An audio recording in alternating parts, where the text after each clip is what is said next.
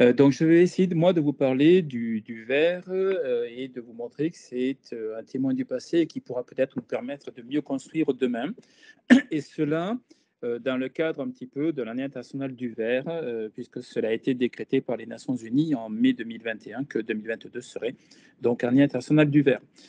Alors, au cours de cet exposé, je vais essayer de vous parler de où c'est qu'on peut trouver du verre autour de nous, pour quelles raisons le verre peut être un témoin de notre passé, qu'est-ce qu'un verre, et puis comment ce verre pourra peut-être nous permettre de mieux construire demain.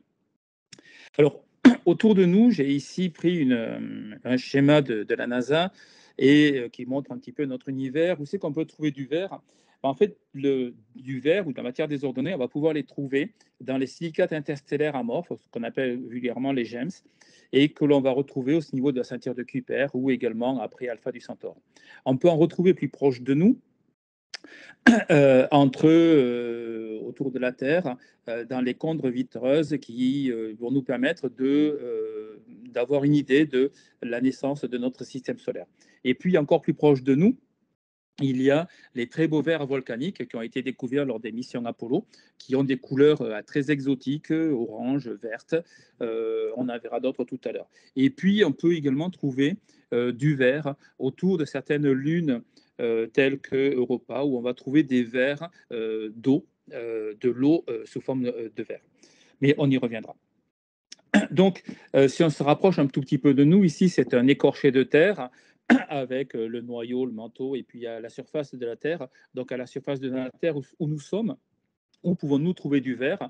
On le retrouve ici sur cet écorché. Et en fait, les premiers vers, le plus grand four que l'on peut trouver sur Terre, c'est la Terre elle-même, avec au niveau des dorsales océaniques, ce que j'ai matérialisé ici, ce qu'on appelle les morbes, c'est-à-dire c'est des vers basaltiques. Ces vers basaltiques se forment par l'ouverture des plaques océaniques et l'arrivée du magma au fond des océans, refroidit rapidement et forme ce type de lave qui sont totalement vitrifiées et qui sont relativement pauvres en silice, environ 50% de silice, un petit peu d'aluminium, du fer et puis des alcalinotéreux tels que le calcium et le magnésium. Alors, il y a d'autres types de volcanisme sur Terre qui vont nous donner naissance à des obsidiennes. Alors, les obsidiennes, c'est le contraire un petit peu des basaltes, c'est des laves très très riches en silice, avec un petit peu d'alumine et puis très peu de fer et des alcalins. Alors, ces obsidiennes, on va les retrouver, j'ai ici matérialisé trois zones, Kamchatka, un petit peu le nord de la Californie, l'Éthiopie, il y en a également en Italie. Et ce sont des volcans un tout petit peu particuliers, ils sont très riches en silice, donc avec des dynamismes complexes. Et ces obsidiennes, mais vous les avez ici, elles sont utilisées depuis plus de 10 000 ans par l'homme pour fabriquer des outils, des pointes de flèches particulièrement bien connues. Alors, j'ai représenté ici dans ce diagramme le rapport sodium sur potassium en fonction de la teneur en silice et j'ai représenté ici les fameuses obsidiennes et les vers basaltiques des morbes. On va essayer de représenter là-dedans d'autres types de vers relativement bien connus. Alors, les premiers, on va partir des vers très riches en silice. Le ver libyen, par exemple, qui sont des vers que l'on retrouve dans les déserts de Libye ou d'Égypte et qui sont utilisés par l'homme depuis très longtemps. Il suffit de regarder, par exemple, le très beau pectoral qu'on a retrouvé au niveau de Toutankhamon, qui était un très beau bijou. Mais des compositions très, très riches en silice, on les retrouve au fond des océans, dans les diatomées, et je vous conseille de taper diatomées dans les moteurs de recherche et d'aller regarder les exposés faits par Jacques Livage sur ces magnifiques organismes faits en verre de silice. On peut également regarder d'autres types de compositions, les fameux vers lunaires dont j'ai parlé tout à l'heure, qui au contraire sont très pauvres en silice, autour de 40% de silice, on va dire, avec des couleurs. Tout à l'heure, je vous ai montré des jaunes et des verts, là, il y a des rouges. Et potentiellement, ce sont les vers les plus vieux de l'univers, puisqu'ils sont équivalents en termes d'âge à la formation de la Terre. Alors, après, on a un ver naturel. Alors, il est naturel plus ou moins. C'est ce qu'on va appeler le ver de Trinity, qui s'est formé lors de l'éruption de la bombe atomique de Trinity Island. Et aujourd'hui, on peut arriver à récupérer des échantillons de ces vers. Ils sont à environ 70% de silice. D'autres types de vers que l'on peut trouver sur Terre, les vers qui sont fabriqués par la foudre lorsqu'elle tombe sur Terre, va créer, vitrifier la roche et former des chenaux que l'on voit ici sur cette photo. Et dans ces chenaux va passer le courant électrique de la foudre, vitrifier, refondre tout rapidement de la roche et former ces chenaux. Donc ça, potentiellement, on retrouve toute une série de compositions relativement riches en silice, entre 60 et 80% de silice, avec dans l'ensemble assez peu d'alcalins parce qu'ils ont tendance à partir lors du phénomène. Et puis, d'autres grands types de vers, c'est les vers d'impact qui vont résulter de l'impact d'une météorite. Alors, il y en a peu sur Terre parce qu'ils sont assez fragiles et ils disparaissent très rapidement par les processus d'altération. Mais on distingue 4 zones datées à différentes périodes. On pourra y revenir si vous voulez par la suite, qui vont nous donner des vers naturels sous forme donc de vers d'impact. Alors, ces vers-là, si on continue un petit peu, on va pouvoir les déchiffrer. Vous avez ici les tectites, et puis ici, c'est une section dans un vin naturel. Par des outils, tels que la spectroscopie Raman, par exemple, on peut faire des spectres Raman et analyser, caractériser nos matériaux. Et en les caractérisant, on va pouvoir remonter à des informations comme la température et la pression du choc de formation de tel ou tel verre. Donc, c'est là où je disais que le verre peut être un vrai témoin du passé de la Terre et de notre univers. Alors, si on se rapproche un tout petit peu de nous et qu'on regarde, par exemple, cette photo qui est une éruption du volcan de la Palma qui a été prise en octobre de l'an dernier, vous avez ici des changements éruptifs, on passe de volcanisme où ça coule à des choses qui explosent, mais tout ce qui sort à ce niveau-là, potentiellement, c'est du verre, hein.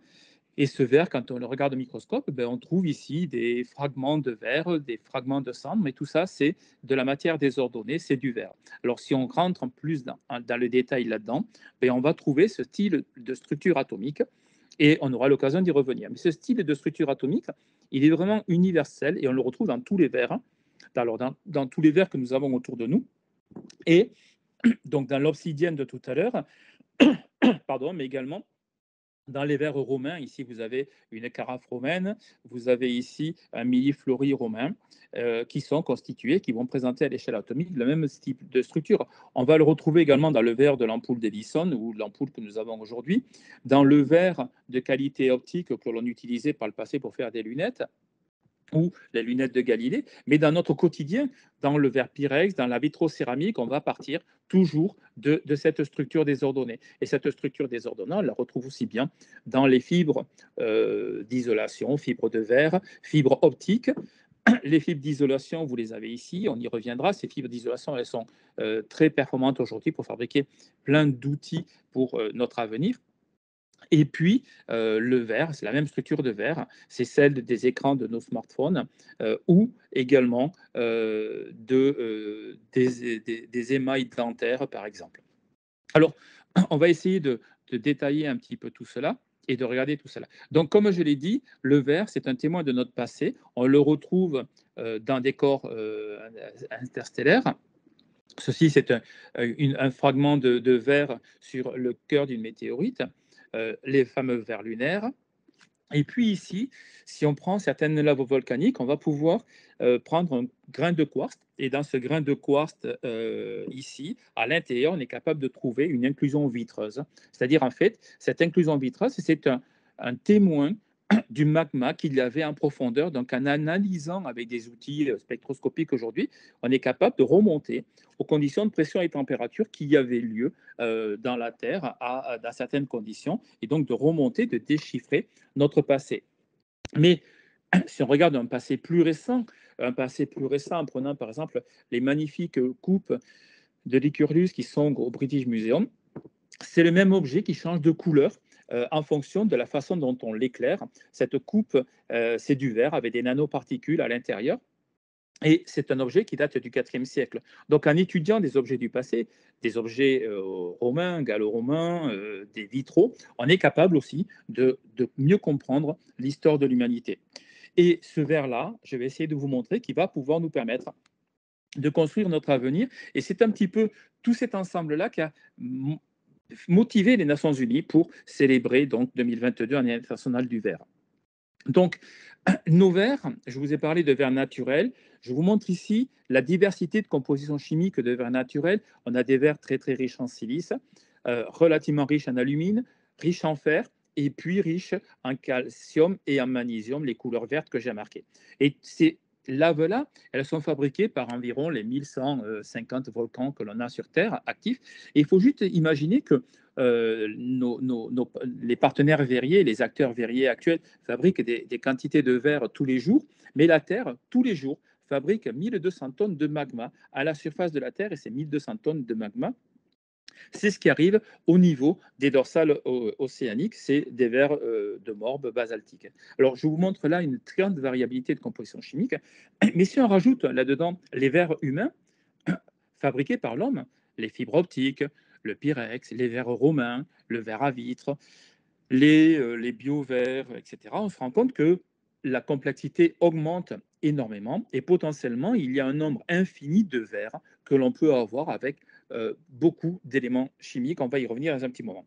Et là-dedans, je ne vous parle que de verres à base de silice et d'oxygène, puisque dans tous ces verres-là, on a minimum 40% de base de SiO2.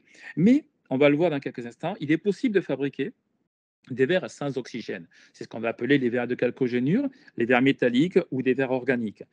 Alors ces verres-là, par exemple, premier verre, imaginons des verres uniquement fabriqués avec du phosphore, de l'oxygène et d'autres éléments.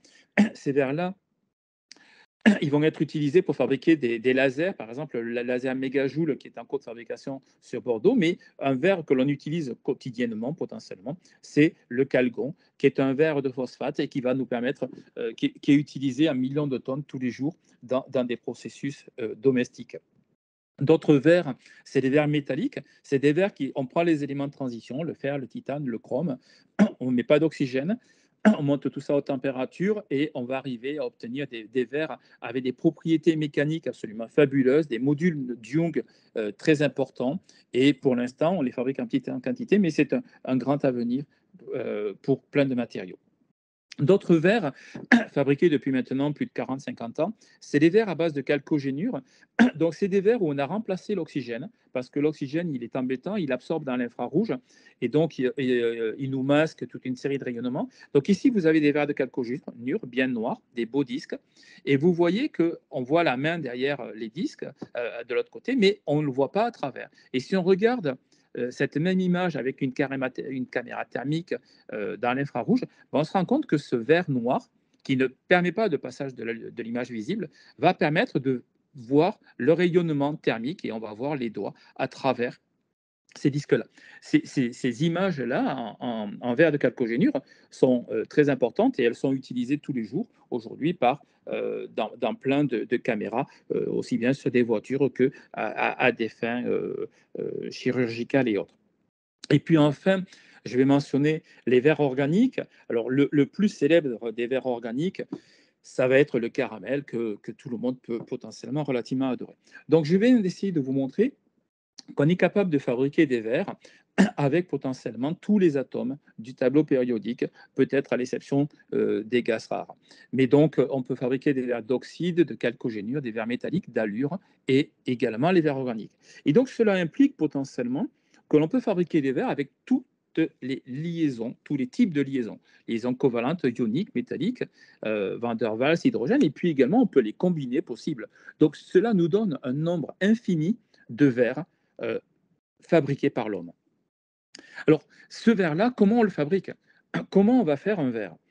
Ben, le plus simple, c'est ici, on va faire un tout petit peu de physique, et après je reviendrai sur des exemples plus généraux. Vous avez un joli cristal de quartz. Le quartz, c'est un oxyde de silicium. On retrouve ici notre beau cristal. On va essayer de regarder comment va varier son volume avec la température.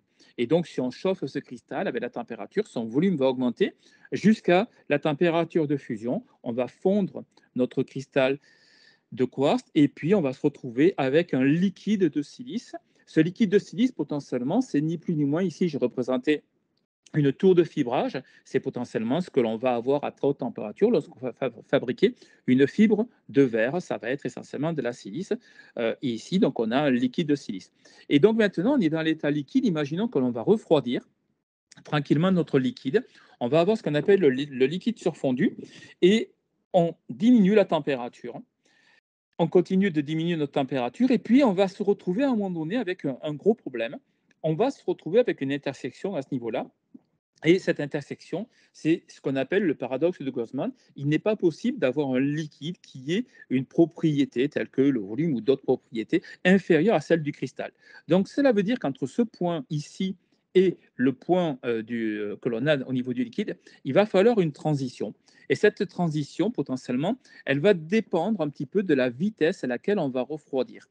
Et ici, on va avoir une zone qu'on va appeler la température de transition vitreuse qui va définir le verre. En dessous de ce domaine-là, vous allez avoir le verre. Et le verre, vous l'avez ici, c'est typiquement le verre libyen ou un verre de silice. Et cette zone correspond potentiellement, pour les verriers, à une viscosité de 10 puissance 12 pascal seconde. C'est le domaine de la transition vitreuse. Alors en fait, comment on est passé de ce joli cristal de quartz à ce verre amorphe de silice? Essayons de rentrer un petit peu, d'aller regarder ce qui se passe à l'échelle atomique entre ces deux beaux matériaux. Et vous les avez ici. Alors il s'agit d'une représentation 2D d'un cristal de quartz avec ici des entités bien périodiques et puis ici la même chose pour le verre de silice que je vous ai montré. Essayons de regarder un peu plus en détail. Nous avons ici une structure à courte distance avec l'atome de silicium et comme on est dans une représentation 3D, bah, les atomes d'oxygène. Il faut imaginer un atome d'oxygène qui viendrait vers vous pour avoir une représentation tridimensionnelle. On retrouve la même chose dans le verre de silice, on retrouve la même entité. Donc à ce niveau-là, on va avoir des coordinances et des longueurs de liaison SIO ou des angles qui seront tous les mêmes. Par contre, si on compare le cristal au verre, on se rend compte dans le cristal que l'on a une périodicité, une reproductibilité de notre échelle, de cette entité à grande échelle, ce qui n'est pas le cas ici. À ce niveau-là, on va se rendre compte que l'on a des regroupements à 3, 4 tétraèdres. Ça va former ce qu'on va appeler des anneaux. Et là-dedans, quand même, il va y avoir des angles qui vont être relativement constants et une reproduction de ces entités élémentaires qui vont pouvoir se reproduire. Donc, on va retrouver quand même une certaine symétrie, mais à courte échelle sur 3, 4 entités de base. C'est ce qu'on va appeler des anneaux et on va avoir également dans l'ensemble une dimensionnalité de notre réseau. Et par contre, la grosse différence entre la figure du haut et la figure du bas, c'est que dans la figure du bas, il n'y a pas de structure à longue distance, il n'y a aucune périodicité. Alors, si on voulait sonder cela par des outils dont que l'on parle un petit peu, tels que la diffraction de rayons X, bah ici, vous avez la diffraction de rayons X d'un cristal de quartz avec des pics très fins. Et puis, au contraire, ici, vous avez la diffraction de rayons X d'un verre de silice et on se rend compte que dans un cas, on a des pics fins caractéristiques de la matière bien cristallisée. Et puis ici, on a un groupe atatoïde. Et ceci, potentiellement, c'est caractéristique d'une matière amorphe, telle qu'un verre de silice. Alors aujourd'hui, avec des outils de calcul, on est capable de déchiffrer ce terme-là. Et aussi bien dans un cas de silice que dans des verres plus complexes, on est capable d'obtenir plein d'informations, mais c'est un petit peu plus compliqué. Donc, maintenant que l'on a une vision simple du verre, on va un tout petit peu la complexifier. Et la complexifier, on va le faire grâce à des travaux récents de dynamique moléculaire, de viscosité, d'RMN, où on a réussi à confirmer une idée qui avait été proposée par Neville Grives, qui est ici le dernier auteur de ce papier, qui avait proposé en 1980 que potentiellement un verre pouvait être constitué de ce qu'on appelle de chenaux de percolation. Alors les chenaux de percolation, vous les avez ici en vert. Ça correspond aux arrangements ici d'atomes de potassium qui se regroupent potentiellement. Ils vont se regrouper dans ces fameux grands chenaux à ce niveau-là. Et de l'autre côté, vous allez avoir les formateurs de réseau, certains types d'éléments tels que le silicium entouré de ces oxygènes dont on a vu tout à l'heure. Potentiellement, le fait d'avoir montré ce schéma-là en 1981, Neville Griffiths a montré que ceci c'était vrai pour toute une famille de verres et dans le dernier papier de 2017 qu'on a fait avec lui, on a montré que cela marchait potentiellement pour tous les verres d'oxyde à base de silicate. Et potentiellement, on retrouve ce même type dans des verres de chalcogénure, par exemple. Alors, aujourd'hui, on peut aller beaucoup plus loin avec des outils tels que le machine learning. On en parle beaucoup, c'est quelque chose, c'est des techniques de pointe. On va prendre de l'input, on va définir la silice, l'alumine, le sodium, le potassium. On va regarder comment varient les propriétés, telles que la viscosité, les spectres Raman, les indices de réfraction ou les liquidus ou autres. On va donner tout ça à des réseaux de neurones, alors répartis en plusieurs couches. On va leur apprendre à travailler, réfléchir. Et puis derrière, on va essayer de reprédire des propriétés. Et vous avez ici, sur cette figure-là, par exemple, les points de mesure et puis des courbes calculées avec différents modèles. Alors, ce qui est intéressant dans cette approche du machine learning, c'est qu'on peut mélanger plein de théories. Ici, on a proposé deux théories, mais potentiellement, on pourrait prendre toutes les théories possibles et on se rend compte que dans l'ensemble, elles marchent bien pour prédire. Et vous voyez bien que là, les courbes que l'on a, quel que soit le modèle que l'on utilise, permettent de très bien prédire les viscosités. Et cela sur plusieurs ordres de grandeur. Quand vous regardez ici cette courbe de viscosité, dites-vous que quand vous passez ici de 2,5 à 5, vous avez en gros multiplié la viscosité par un facteur 1000. Quand on passe de 2 à 10, c'est une échelle logarithmique. Donc, ça veut dire que c'est des propriétés qui varient énormément. Et jusqu'à présent, les anciens modèles qui fonctionnaient uniquement sur 2 ou 3 ordres de grandeur et n'étaient pas forcément très précis. Un avantage de ces techniques-là, on le voit ici, c'est qu'on est également capable de prédire un spectre Raman. Vous avez en pointillé le spectre théorique recalculé par le machine learning et vous avez en trait plein le spectre Raman réel. On se rend compte là que là également, le machine learning va nous permettre de prédire la structure de notre matériau et la vision qu'en a la spectrométrie Raman de cette structure-là. On peut aller beaucoup plus loin et grâce à ce machine learning, on est capable de reprédire la densité du verre, l'indice de réfraction du verre, bientôt des propriétés mécaniques, et également le passage du verre au liquide, c'est-à-dire cette fameuse température de transition vitreuse entre le verre et le liquide. Alors les résultats que je vous ai montrés là, ils sont sur les variations entre la silice, SiO2, l'alumine, le, le sodium, Na2O, ou le potassium. Alors, pour quelle raison s'être limité à ces quatre oxydes? Pour l'instant, il faut d'abord commencer. Donc, on a développé ce système, ce quatre oxydes. C'est des travaux en progrès et donc il y aura bientôt d'autres oxydes là-dedans. Mais une chose intéressante, c'est que ces quatre oxydes nous permettent essentiellement de fabriquer un verre dont je vais revenir un petit peu dessus dans un moment. C'est le verre Gorilla qui a été développé par le groupe Corning. C'est un verre assez intéressant parce qu'il s'agit essentiellement d'un aluminosilicate de sodium. Et cet aluminosilicate de sodium, vous l'avez ici en bleu, en partie, dans le processus, on va venir l'immerger dans un bain de sel en température, une certaine température, et à 300-400 degrés par exemple, il va y avoir un échange, un transfert, des atomes de sodium vont sortir du verre et des atomes de potassium qui sont dans le sel fondu vont rentrer dans le verre. Ça va créer des contraintes à l'intérieur du verre, et quand on va sortir le verre de notre liquide, en fait, les atomes de sodium seront sortis, on le voit ici en profondeur, et les atomes de potassium seront rentrés dans le verre sur quelques dizaines de longueurs atomiques. Mais le fait de faire cela va, ce qu'on appelle, tremper chimiquement notre verre et donc renforcer les propriétés mécaniques de ce verre-là. Et c'est potentiellement le grand intérêt de ce verre-là qu'on retrouve aujourd'hui sur tous les smartphones et les écrans. Alors, on va y revenir à ce moment. Mais également, s'intéresser aux compositions de sodium et potassium, c'est intéressant parce que potentiellement, les volcans les plus dangereux que l'on retrouve sur Terre sont des volcans qui sont très riches en sodium et potassium. Et c'est intéressant de regarder. Alors ici, c'est un indice qu'utilisent les volcanologues, mais c'est pas forcément cela le plus intéressant. Ce qui est intéressant de voir, c'est que quand on va regarder le rapport, le potassium divisé par le sodium et le potassium, on va se retrouver avec deux ensembles de données. Ici, c'est les compositions du volcan de Yellowstone. On va avoir dans un cas deux domaines bien distincts dans lesquels on va avoir le volcan qui peut exploser et dans notre cas où le volcan, au contraire, n'explosera pas. Et cela, c'est uniquement par les mélanges de sodium-potassium, d'où l'intérêt qu'on avait eu au départ pour travailler sur ce type de composition chimique. Alors, j'ai dit au début que le verre allait être un outil pour construire demain. Construire demain, comment faire? Alors, là, j'ai représenté des choses que vous connaissez probablement. On peut retrouver toutes ces informations sur le site des grands acteurs verriers, Corning, AGC, Saint-Gobain et autres. pour ne pas faire de... Mais on peut trouver toutes ces informations-là également sur le site de l'USTV. Vous allez avoir ici, vous avez une plaque de cuisson. Et dans votre vitrocéramique de cuisson, sur laquelle vous allez pouvoir faire poser votre casserole et cuire, ben vous imaginez que dans quelques années, ça existe déjà dans le commerce. Vous allez avoir un écran et vous allez pouvoir suivre les news télé ou la recette de cuisine directement, et vous allez pouvoir poser votre récipient et cuire directement.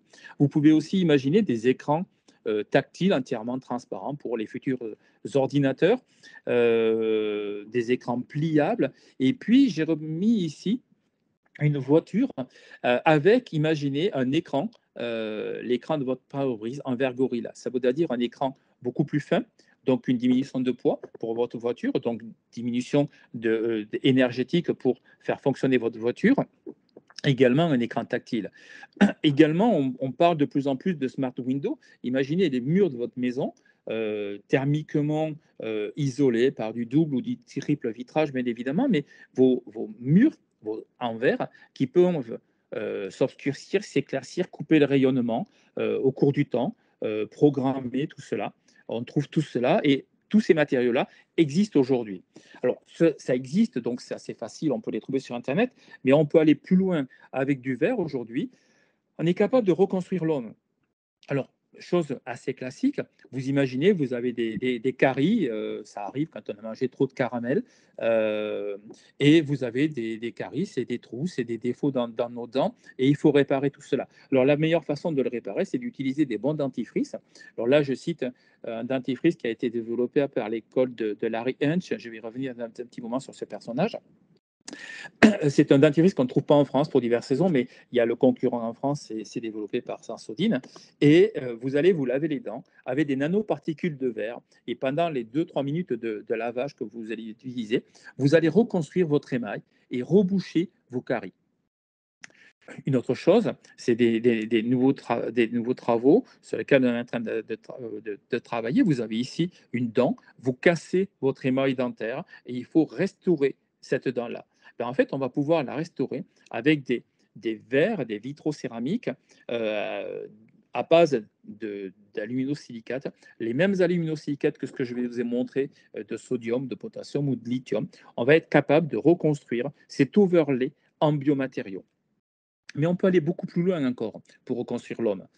Alors, je vous ai parlé tout à l'heure de Larry Hunch.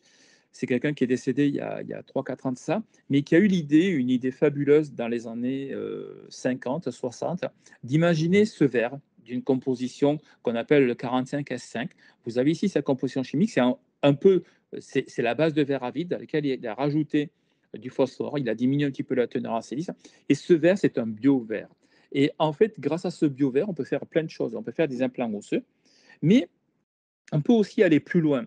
Et ici, c'est des verres également, des bio-verres, ou alors vous avez ici les compositions chimiques. On a supprimé le phosphore, mais on les utilise quand même pour faire des verres biologiques. Ici, c'est des têtes d'os de lapin dans lesquelles on a endormi le lapin, bien évidemment. On a perforé la tête d'os. On est venu mettre à l'intérieur un implant en verre, vous l'avez ici, et on a regardé ce qui se passe au cours du temps.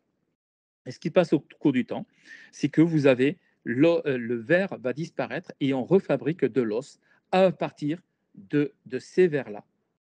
C'est-à-dire que l'on va prendre le phosphore biologique contenu dans le corps, et avec ce phosphore biologique et la composition du verre, on va refabriquer de l'os. La silice est éliminée par les voies naturelles et on refabrique de l'os. Donc ça, c'est vraiment des avancées fondamentales au niveau pour reconstruire l'homme et nous aider dans le futur. Également, dans le futur, je vais parler d'un procédé inventé dans les années 30, c'était la fibre de verre. La fibre de verre de renforcement, je vous ai montré ici, j'ai mentionné ici quelques compositions chimiques, mais ces verres de renforcement, ils sont fabuleux parce qu'on peut les fibrer, on peut obtenir des fils, on peut les tisser, on peut en faire plein de choses, on peut en faire des coques de voitures, des coques de pare-brise, mais on peut en faire également des pales d'éoliennes. Et notamment les plus grandes pales qui font plus de 110 mètres, ben en fait, elles sont faites en fibre de verre. Et donc, je vous ai mentionné ici les principales utilisations de ces fibres. Ben en fait, les principales utilisations, c'est le bâtiment, c'est le transport, les voitures, les bateaux, les coques d'avion. On peut transporter, faire des isolants pour l'électricité, l'électronique, pour les sports, les coques de kayak et autres, et puis pour plein d'équipements industriels. Donc ça, c'est vraiment, un matériau du futur et on essaie en permanence, il y a des groupes industriels qui travaillent là-dessus et les labos académiques avec eux, essaient en permanence d'améliorer les propriétés mécaniques, de ces fibres-là. Alors restons dans les fibres et quelque chose qui est fabuleux, c'est la fibre optique. La fibre optique a été inventée il y a plusieurs années et en fait, une simple paire de fibres optiques permet de transporter 10 fois plus que 250 paires de fils de cuivre. Donc imaginez, alors ça c'était il y a plusieurs années. Ici, je vous ai marqué ici ce qu'on appelle les pertes optiques au cours du temps. Donc on imagine les premières fibres optiques dans les années 66, 70, on est à 100 décibels par kilomètre. C'est-à-dire qu'en gros, une fibre optique, on va avoir une perte de signal sur une dizaine, 1% de perte sur une dizaine de mètres. Aujourd'hui, on est en 2020, on est à 0,14 dB par kilomètre. Et cela veut dire que l'on peut avoir transporter un signal sur plus de 100 kilomètres avec une perte très très faible, diminuer complètement le nombre d'amplificateurs qu'il va falloir mettre, et cela, ça change complètement tout le transport de l'information entre les Amériques, l'Europe et entre tous les continents. Et si vous voulez d'autres informations sur les fibres, cette fibre optique, elle va nous permettre de transporter de l'énergie. C'est ce qu'on va avoir avec les lasers. Ça va avoir des applications médicales fabuleuses pour détruire une tumeur, d'une part la mesurer, l'évaluer, mais détruire une tumeur, détruire un calcul rénal, réparer une rétine. Et on peut aller beaucoup plus loin. On peut imaginer, vous avez ici une tête, le chat d'une épingle, vous avez ici une fibre avec un tout petit capteur. Ce capteur-là, il peut mesurer des températures, des pressions de gaz, analyser des gaz. Ce type de capteur peut être mis partout, autour d'un four, autour d'un volcan, autour d'une maison, et donc pouvoir permettre de monitorer des quantités de données sur de la surveillance éruptive d'un volcan, surveillance d'une maison, surveillance d'un outil industriel. Pour plus d'informations, le journal du Sénat vient de publier un très bel article sur les fibres optiques et je vous encourage vivement à le regarder également. Si on continue un tout petit peu au niveau des verres, des choses peut-être que vous ne savez pas, on est capable depuis maintenant une dizaine d'années de fabriquer des batteries en verre. Alors ces batteries en verre, elles ont un gros avantage par rapport à toutes les autres batteries, c'est que potentiellement, elles vont avoir des capacités de charge et de décharge beaucoup plus importantes que les batteries que l'on utilise au nickel, manganèse, cobalt actuellement. On peut les charger plus de 1000 à 2000 fois. Elles ont des capacités de fonctionnement beaucoup plus larges puisqu'elles peuvent aller, on peut travailler à très basse température jusqu'à très haute température, et elles vont avoir des capacités de charge très très rapides et des capacités d'autonomie beaucoup plus importantes que tout ce que l'on a. Donc par exemple, pour tout ce qui est transport, on parle de voitures électriques, j'en ai parlé tout à l'heure, mais avec ce type de batterie, on va complètement pouvoir démultiplier les moyens de stockage de l'énergie. Énergie fabriquée aussi bien à partir d'éoliennes que d'à partir de panneaux photovoltaïques, par exemple. Mais ces batteries, elles ne sont pas forcément très belles. Récemment, il y a des travaux qui ont été faits par une équipe chinoise où ils ont réussi à développer des batteries entièrement transparentes. Alors pour l'instant, c'est à titre expérimental, mais imaginez dans le futur que vous puissiez avoir votre baie de fenêtre qui puisse à la fois récupérer l'énergie du solaire, la stocker et vous la rendre la nuit pour faire tourner votre ordinateur, par exemple. Donc le verre, potentiellement, c'est vraiment un outil qui va nous permettre de construire demain. Alors il y a quand même quelques petits bémols. Ces petits bémols, c'est comment on fabrique le verre. Pour fabriquer du verre, il faut prendre des matériaux, les fondre, les monter à haute température. Et là, pour l'instant, aujourd'hui, on utilise le gaz naturel, l'électricité, des fioul. Il faut arriver à diminuer cet impact énergétique pour la fabrication du verre. Pour cela, on peut le faire en recyclant le verre au maximum. Ça, c'est des grosses pistes qui sont de plus en plus utilisées, notamment en France, où on utilise énormément de calcin et qu'il y a de plus en plus de fours qui permettent de fonctionner avec uniquement du calcin ou avec de plus en plus de fours qui fonctionnent uniquement en énergie électrique.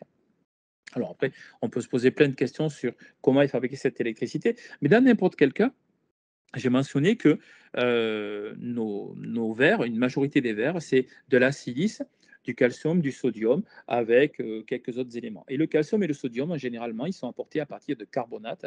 Donc, il faut peut-être aussi réfléchir à essayer de modifier la composition des verres et de la majorité des verres que l'on a, aussi bien les bio-verres que les verres pour les applications solaires, photoniques ou autres, et essayer de supprimer le carbonate. Donc, ça veut dire qu'il faut aujourd'hui peut-être se dire, revenir à des procédés comme on faisait par le passé, en utilisant peut-être plus de sulfate ou plus de chlorure dans nos matières premières. Donc, peut-être qu'en changeant les compositions chimiques, on peut gagner, avoir un vrai impact au niveau des matières premières. On peut peut-être aussi se dire, c'est très sympathique l'été de boire un jus d'orange ou un rosé dans une belle bouteille transparente dans laquelle on voit la couleur du liquide que l'on a. Mais un verre transparent, c'est un verre qui est fabriqué avec que des matières neuves, de la silice neuve, du carbonate du sodium, du carbonate de calcium, contrairement à une bouteille verte qui est plus facilement fabriquée à partir de matériaux recyclés. Donc, pour peut-être aussi imaginer de changer la communication et valoriser des produits différents. Ça peut être aussi d'autres pistes pour diminuer un certain impact CO2. Et puis enfin, j'ai commencé mon exposé en parlant de verres naturels, les morbes, les obsidiennes. Peut-être qu'en utilisant ce type de lave, on pourrait aussi modifier les procédés de fabrication de certains verres et essayer d'utiliser une partie de ces laves dans certains procédés industriels. Alors cela, ça a été fait à faible échelle. Le premier à l'avoir fait, c'était Chaptal en 1870, qui avait essayé de vitrifier des basaltes, et ça a été refait il y a quelques années de ça par Alain Guillot, qui est un des meilleurs artistes et meilleurs ouvriers de France. Il a pris du verre basaltique, il a rajouté un tout petit peu de sodium dedans et il a réussi à fabriquer ces très belles bouteilles. Voilà, je vais m'arrêter là. J'espère que je n'ai pas dépassé mon temps. Et tout ce que je vous ai présenté, ça a été fait avec, bien évidemment, le support de l'USTV, sur lequel vous pouvez trouver plein d'informations. Et puis ici, j'ai remercié tous les gens qui ont contribué à tous les travaux que j'ai montrés, aussi bien à l'IPG, au CMT, à l'IMPMC et un petit peu à travers le monde. Et les quelques collaborations industrielles que j'ai pu avoir. Voilà, merci beaucoup. Merci, Monsieur Neuville. Je suis Patrice Debré. Là, je m'excuse, j'étais pas là au tout début de votre exposé. Je parle au nom de la FAS. Et je vais donc demander à Monsieur Gracias peut-être d'intervenir maintenant et nous faire ses commentaires. Oui, merci beaucoup et merci d'abord à notre orateur Daniel qui nous a fait un exposé à ce point complet que je ne vous cache pas ma difficulté à pouvoir commencer la discussion. Alors peut-être, je suis moi-même plutôt cristallographe. Donc si on veut comparer l'un et l'autre, si Daniel s'intéresse à une foule qui avance dans une manifestation, quant à moi, je m'intéresse au passage des défilés militaires du 14 juillet, avec des objets qui sont parfaitement alignés par rapport à ce que représente une foule. Mais peut-être une première question, Daniel, parce que ça me semble important, c'est sur la notion de stabilité.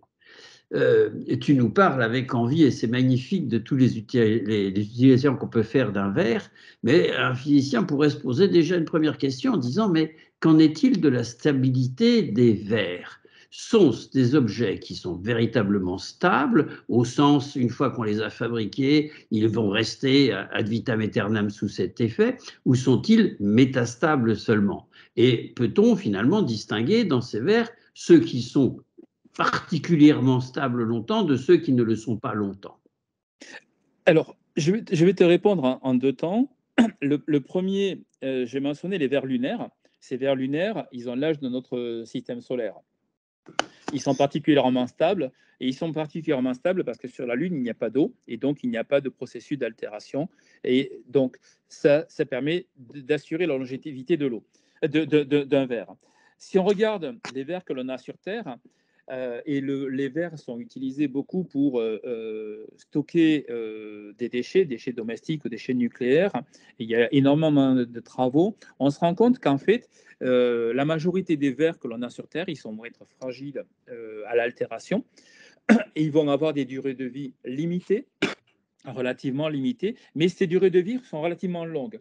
Et un des avantages du verre, c'est que potentiellement, il peut se reconstruire. Il peut se reconstruire avec des dégâts sous irradiation, par exemple. Il existe des compositions qui, dans un processus d'irradiation, par exemple, imaginons qu'on met dedans, dans un verre, des déchets radioactifs. Ces déchets radioactifs vont fragiliser le verre, mais en même temps, ces déchets radioactifs le reconstruire au cours du temps. Donc, potentiellement, les verres sur Terre, tant qu'ils ne sont pas trop soumis à des grosses quantités d'eau, sont relativement durables, on va dire. Est-ce que j'ai répondu à peu près à ta question?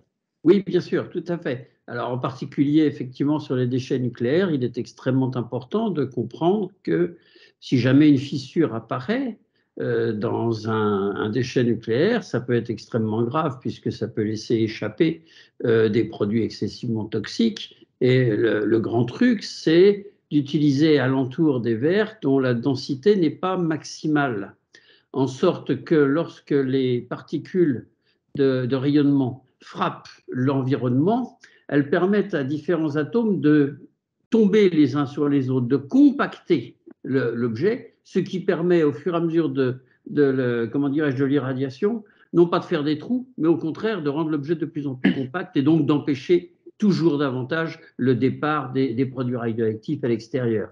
Donc ça, c'est une propriété extraordinaire qu'on ne trouvera pas dans les cristaux, bien sûr, car ceux-ci sont déjà, si j'ose dire, optimisés, entre guillemets, au point de vue de leur densité, en sorte qu'on ne gagnera rien de plus en essayant de les détruire. Alors j'ai ma deuxième question, Daniel, parce qu'elle est importante. J'en aurais une importante sur je ne sais pas, enfin, tu viens de parler des pierres lunaires. Il se trouve que de façon indiscrète, si je me suis permis de regarder nos participants, et je pense que Jean-Louis Birck est parmi nous. Alors, si c'est bien celui auquel je pense, c'est un de nos grands spécialistes des pierres lunaires. Peut-être pourrait-il nous dire quelques mots sur des différences ou comment lui peut dire cette pierre est une pierre lunaire, celle-là n'en est pas une. Mais je ne sais pas si Jean-Louis a l'accès. Je vais regarder, je vais chercher dans les participants. Jean-Louis Birck, s'il le souhaite.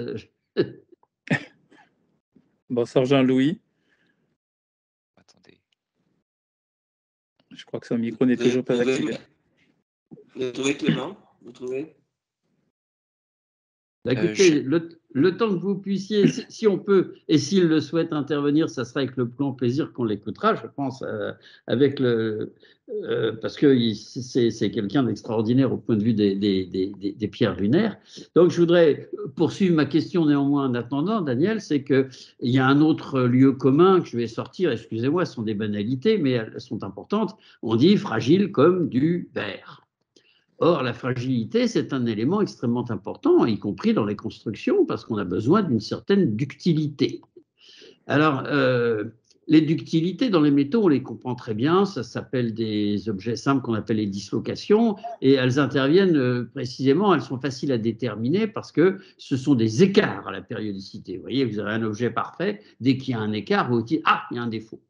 Mais les défauts dans les verres, comment les caractériser ?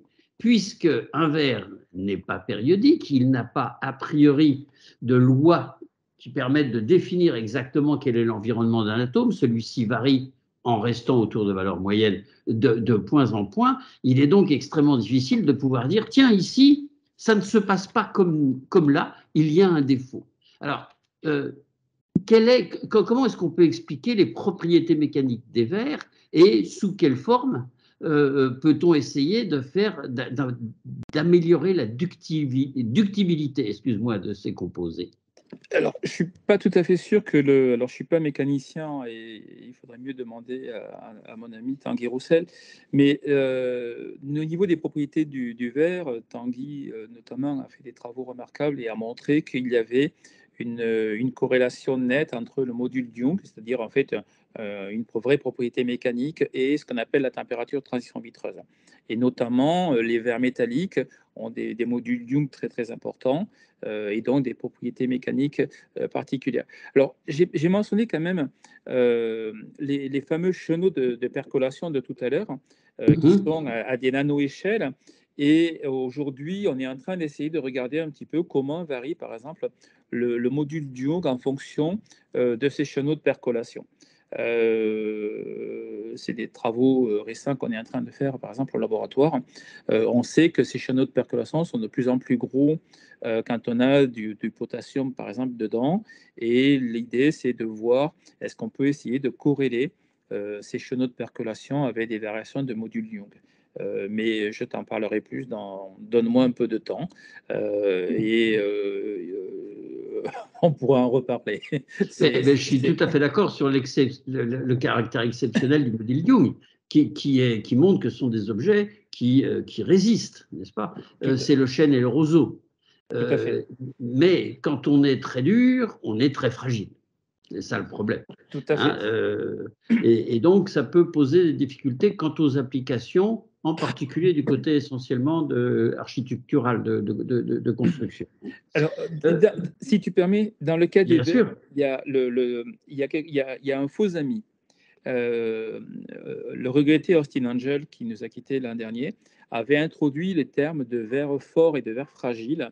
Et en fait, ce terme de fort et de fragile, c'était un comportement visqueux.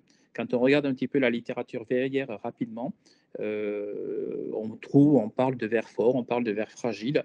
Ça n'a pas du tout lié, c'est pas lié en partie aux propriétés mécaniques, mais c'est lié à un comportement de viscosité.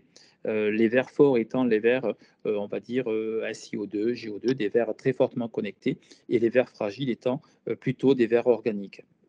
Voilà. Vas-y sur ta... Monsieur Birk, si vous souhaitez prendre la parole, vous pouvez maintenant allumer votre microphone. Ah. Bonjour Jean-Louis, si tu m'entends. Heureux de te saluer. Non. Bon. Oui, je continue. Ah, c'est parfait. C'est bon. En fait, les vers lunaires sont moins variés que les vers terrestres. Est-ce que vous pouvez nous dire 3 mots sur les vers lunaires quand même?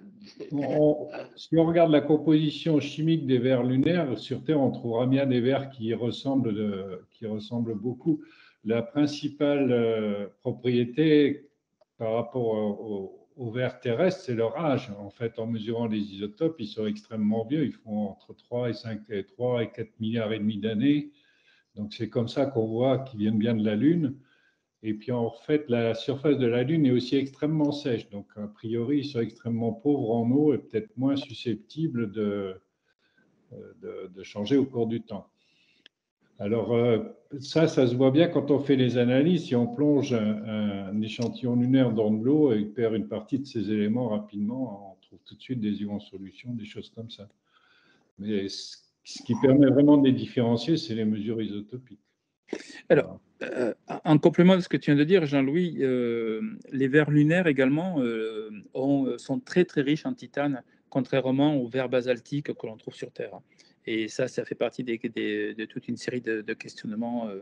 C'est très forte teneur en titane, puisqu'on peut trouver jusqu'à 17-19% de titane dans les vers lunaires, et c'est ce qui leur donne en partie ces colorations un petit peu exotiques de jaune ou de vert dans certains cas. On comprend pourquoi?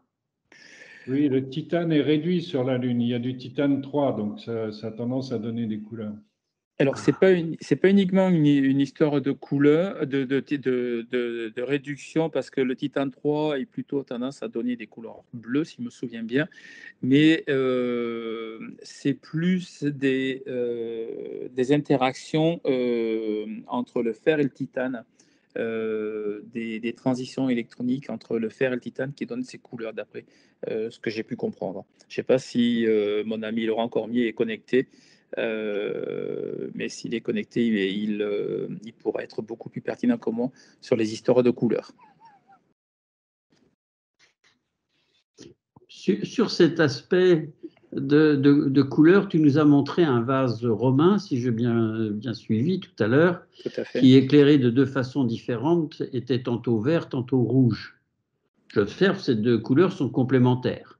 Donc on pouvait penser que dans un cas, on voyait une lumière qui traversait le vase et que dans l'autre, une lumière émise par le vase, par une lumière qui venait exciter au contraire l'objet. Est-ce que je me trompe? N'est-ce pas une affaire de ce genre-là? Absorption, transmission, tout simplement. Alors, la lumière verte, c'est quand tu le regardes avec une lumière extérieure, et la lumière, la couleur verte et la couleur rose, c'est quand on met une source de lumière à l'intérieur du Parfait. vase. Et cette coloration, c'est lié à des nanoparticules de or ou cuivre, je ne sais plus, qui sont dans ce verre-là. D'accord. C'est un peu comme l'éosine, hein, si vous prenez un flacon dans lequel d'eau, vous mettez une goutte d'éosine, si vous faites passer un rayon lumineux dedans et que vous le prenez pleine face, ce rayon lumineux, il est rouge en sortant. Et si vous regardez sur le côté, ce qui est émis par le liquide, il est vert. J'y pensais parce que je me disais c'est exactement la même chose, donc c'est vraiment absorption-émission ce qui se produit. C'est remarquable en effet. Alors, mis à part, je suis pas chimiste, mais dans le cas de l'éosine, c'est des liquides organiques et les problèmes de couleur ne sont pas forcément les mêmes que dans des Absolument, c'est des transitions basses de basse énergie. Là, ça. c'est quelque chose de probablement différent. Mais l'état d'esprit, l'idée de faire une émission, ça reste le même genre, bien sûr. J'ai une question un peu particulière, mais c'est parce que je suis vieux. Le machine learning. Donc, tu nous dis, le machine learning va permettre de répondre à énormément de questions, et ça, je le crois volontiers. Mais va-t-elle, ou va-t-il, je ne sais plus sous quelle forme on doit le traiter, répondre à la question du mécanisme? Est-ce qu'avec ça, je comprends le mécanisme? Ça, je n'en suis pas certain du tout. Je veux dire, il va me donner des résultats dont je ne suis pas totalement certain qui vont me permettre d'expliquer la physique qui en est la source. Qu'est-ce que tu en dis? Alors, je pense que ça dépend comment on le fait.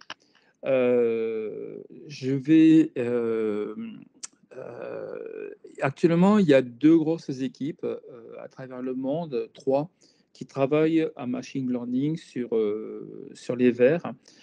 On a des collègues américains et des collègues brésiliens qui ont accès à une immense base de données sur les propriétés des vers et qui ont rentré toutes les données et qui, en gros, ont un petit peu lâché leur réseau de neurones et qui, la seule chose qui les intéresse, c'est de pouvoir prédire les propriétés sur des milliers de compositions chimiques à des fins industrielles.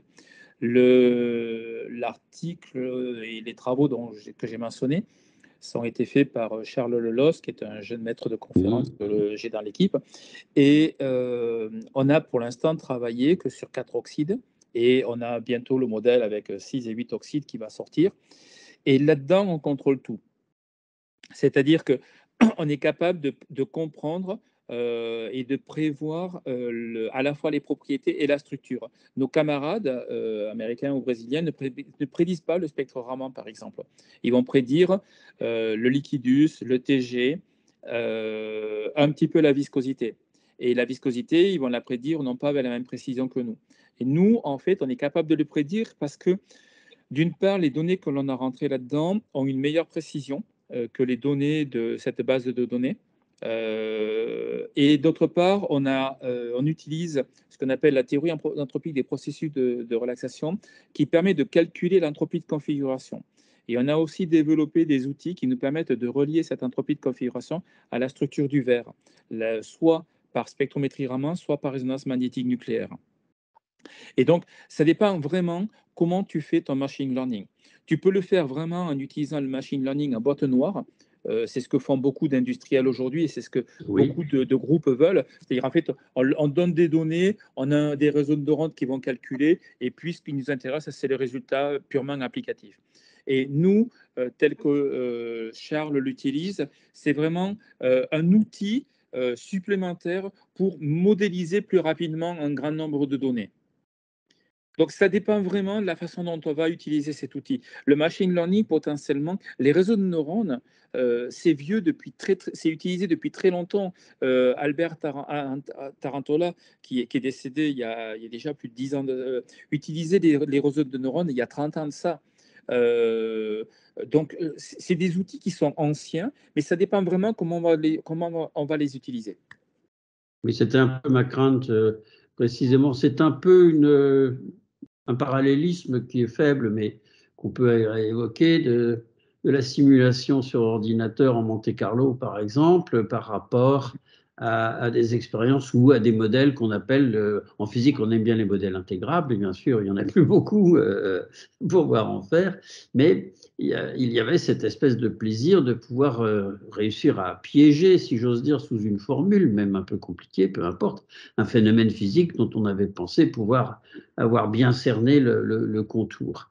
Dès qu'on approche des moyens qui sont d'optimisation globale, quelle qu'elle soit, on s'aperçoit qu'on profite d'une espèce d'entropie de connaissance et plus tellement d'une espèce d'intuition sur les phénomènes eux-mêmes. C'est pour ça que je voulais te poser cette question, parce que bien entendu, c'est très important. Bien entendu, l'utilisation industrielle est importante, mais les chercheurs que nous sommes nombreux ici à être ensemble doivent garder en tête l'idée que le phénomène, c'est quand même l'atomistique, la chose qui nous intéresse, et que ça doit finir par des mots et par des espèces de modélisation, si j'ose dire. Tout à fait.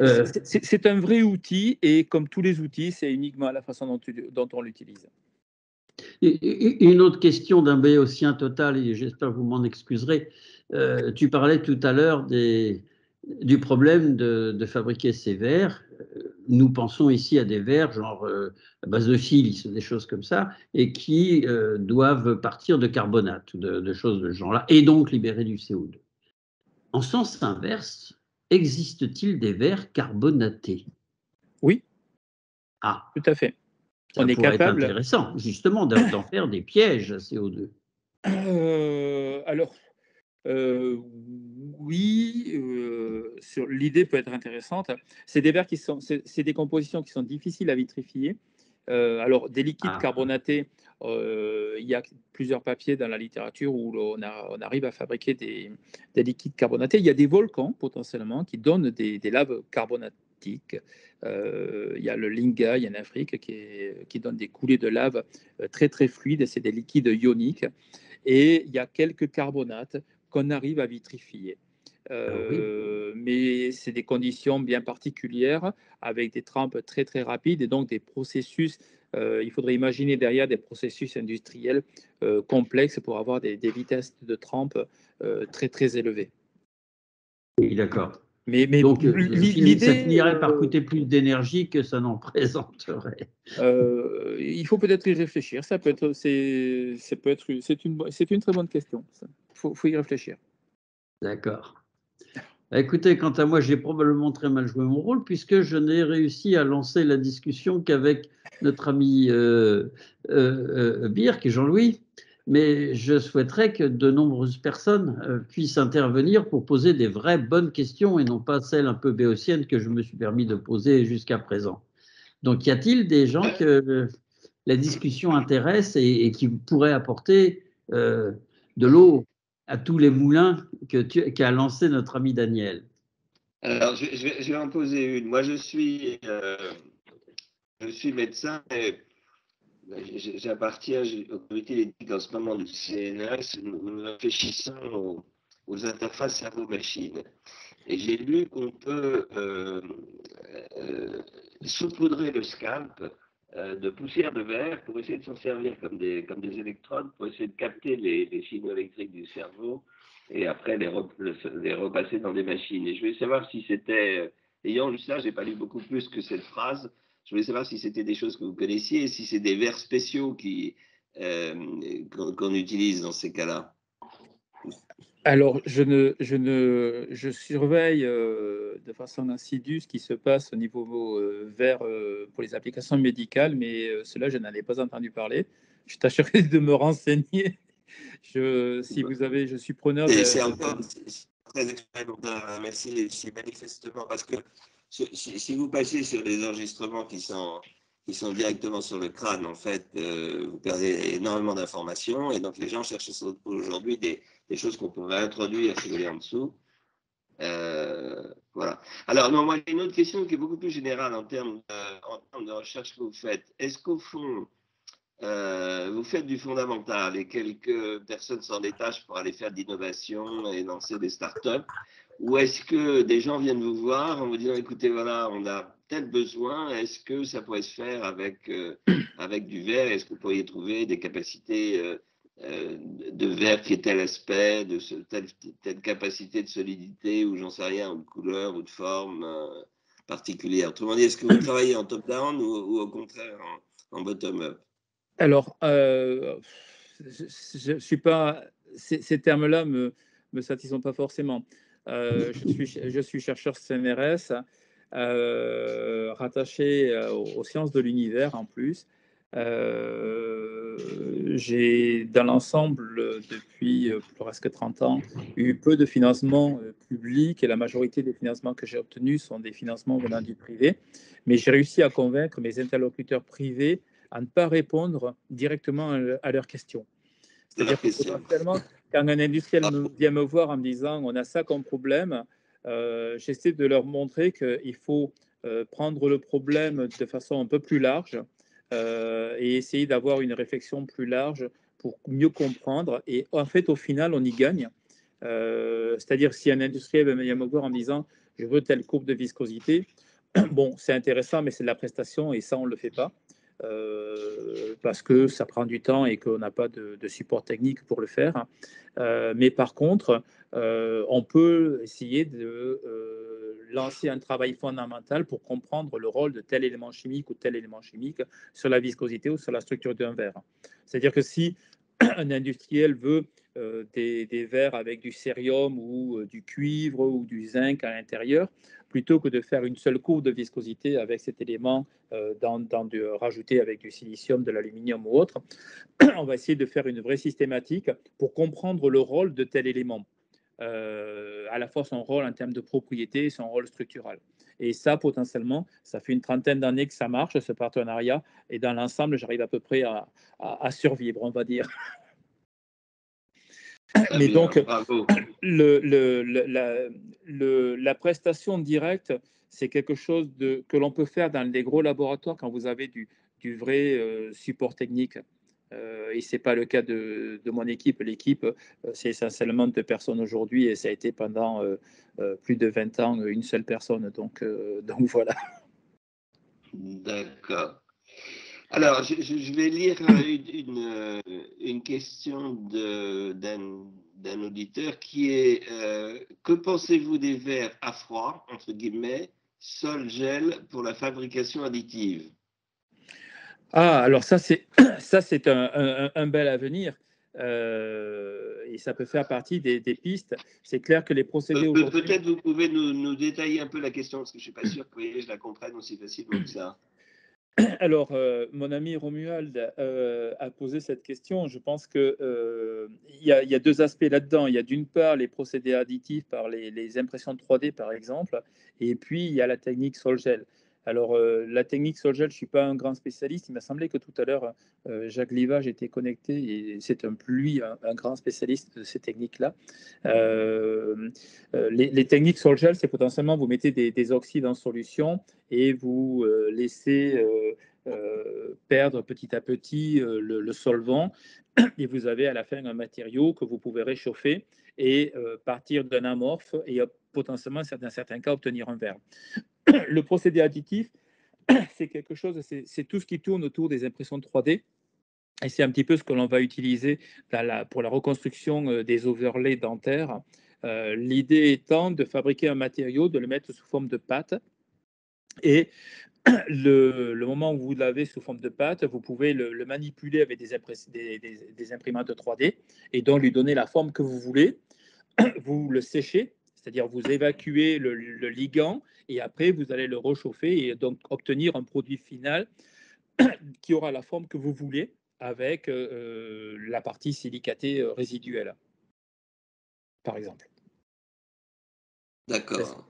C'est par exemple, c'est ce qu'on est en train de développer aujourd'hui avec des collègues dentistes de l'Université de Paris au niveau d'odontologie pour tout ce qui est overlay dentaire. Excusez-moi, j'ai plus de voix, je vais boire un petit peu. Très bien. Voilà. Donc dans ce procédé sur le gel, effectivement, on va pouvoir par ces procédés-là rajouter fonctionnaliser votre pâte en rajoutant dedans des cations pertinents pour des applications bien spécifiques.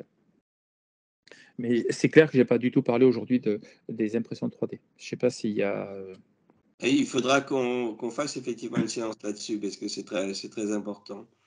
Alors, j'ai deux autres questions. J'en ai une autre qui est, vous avez présenté l'utilisation du verre comme implant dans l'os de lapin. Or, pour l'organicien de formation que je suis, dit cet auditeur, le verre est un produit minéral. Comment se passe l'assimilation dans le milieu organique du lapin? Point d'interrogation. Et par quels éléments organiques au pluriel, CHN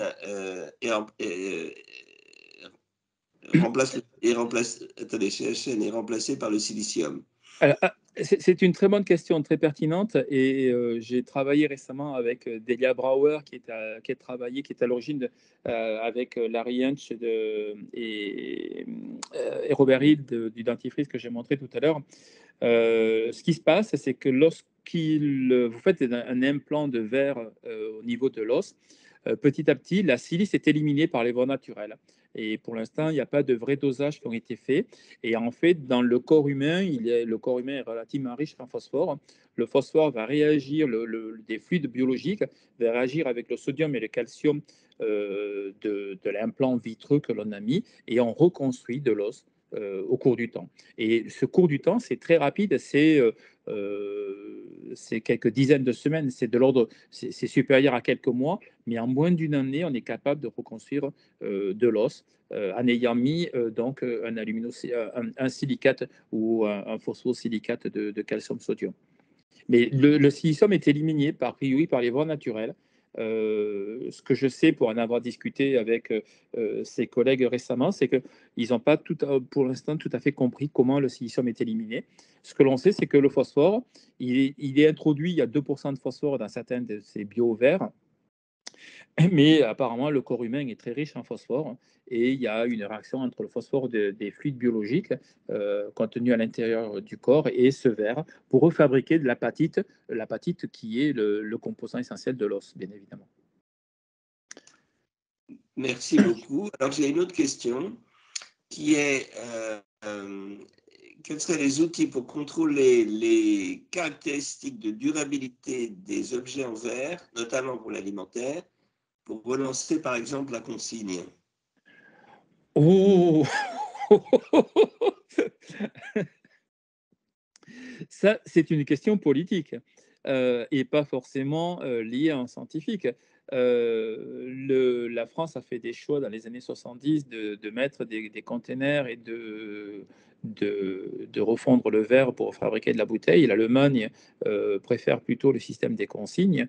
Les consignes, ça fonctionne sur les bouteilles de restaurant et pas sur le verre domestique. C'est vraiment après des questions